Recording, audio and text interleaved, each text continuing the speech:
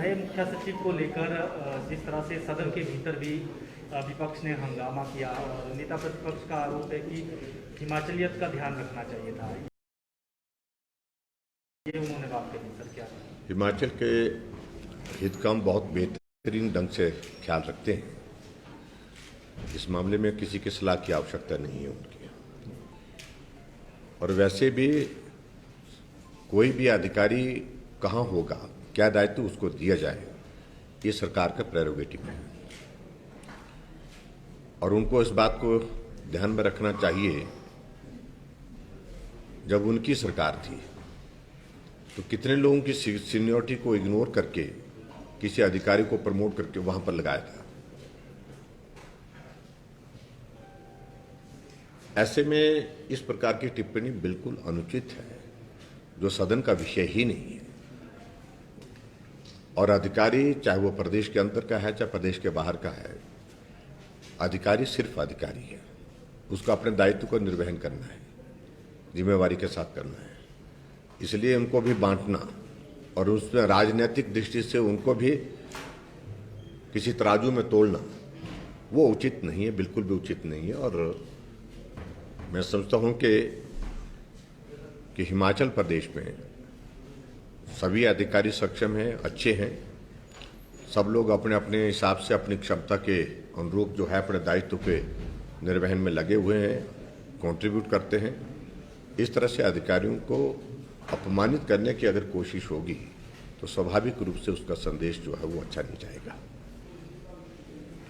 Sir, Sikh for justice की जो पहले धमकियां आ रही थी, आज फिर से कॉल्स आ रही हैं सर, और उसमें $10,000 का इनाम भी रखने की बात कही गई कि झंडा फहराने नहीं दिया जाना चाहिए। सर, इस तरह की जो कॉल्स आ रही हैं और एक जो है दहशत का माहौल बनाने की कोशिश की जा रही है, इसको कैसे देखते हैं और इसको लेकर कड़ाई भी होनी चाहिए सर?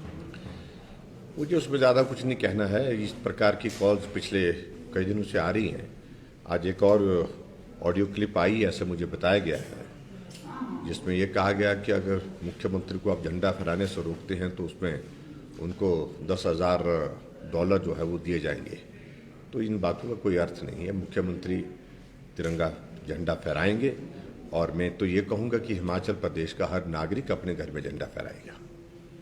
जिस तरह से एक एडवाइजरी जारी की सभी राज्यों के लिए कोविड को लेकर कि आगे त्योहार आने वाले हैं, राज्य में पाबंदियां लगा सकते हैं, तो विपक्ष इस पर क्या करना? ये सारी चीज़ पर विचार कर रहे हैं। सर, जिस तरह से विपक्ष जो है अब तबादलों के ऊपर भी राजनीति कर रहा है, क्या आप मानते हैं कि विपक्ष जो है बिल्कुल मुद्दा विहीन हो गया और जनता के मुद्दे विकास का कोई मुद्दा उनके पास नहीं है, कोई ठोस कोई मुद्दा उनके पास नहीं है। 3.5 वर्षों में आप लोगों ने देखा इस बात को कि हिमाचल प्रदेश में हमारी सरकार के खिलाफ इस प्रकार के छोटे मुद्दे उठाने की कोशिश करते जिनसे कोई भी जो है वो कोई जिसका कोई अर्थ नहीं है, कोई मतलब नहीं है। तो ऐसी सूरत में मैं सिर्फ इतना ही कहना चाहूँगा कि विपक्ष अपनी भूमिका निभाए, हम यही कहेंगे। और हम सत्ता पक्ष को क्या करना है, किस प्रकार से विकास को गति देनी है, किस प्रकार से प्रदेश के विकास को हमको इकट्ठा होकर के करना है, मिलकर के करना है, उसके लिए हमको काम करना है।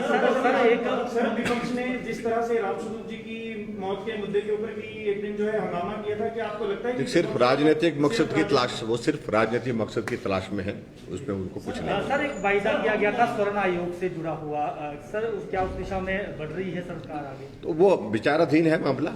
वो जो मामला उनने मांग की है कि स्वर्ण आयोग का गठन किया जाए, वो विचाराधीन है। Thank you. कर्मचारियों का 8 साल का अनुबंध का कार्यकाल है, अभी नहीं, उसको कम करने के बारे में बाद में विचार करें।